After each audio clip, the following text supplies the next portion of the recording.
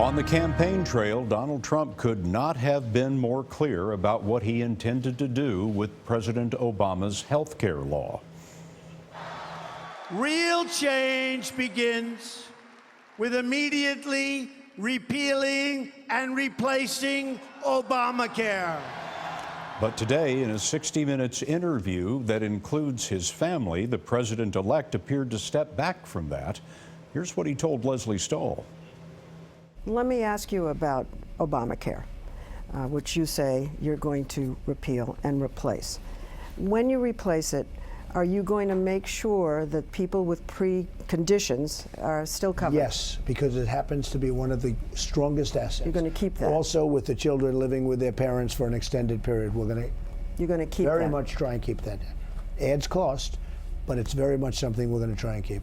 And there's going to be a period, if you repeal it and before you replace it, when millions of people could lose. We're going to do it simultaneously. It'll be just fine. That's what I do. I do a good job. You know, I mean, I know how to do this stuff. We're going to repeal it and replace it. And we're not going to have like a 2-day period, and we're not going to have a 2-year period where there's nothing. It will be repealed and replaced, and we'll know. And it'll be great health care for much less money. Mr. Trump also spoke about the phone call that essentially ended the election. Hillary called you. Tell us about that phone call. So Hillary called, and it was a lovely call, and it was a tough call for her. I mean, I can imagine. Tougher for her than it would have been for me, and for me it would have been very, very difficult. She couldn't have been nicer. She just said, "Congratulations, Donald. Well done." And I said, "I want to thank you very much. You were a great competitor." She's very strong and very smart. What about Bill Clinton? Did you talk to him? He did. He called the next day. Really? What did he say? Actually called last night.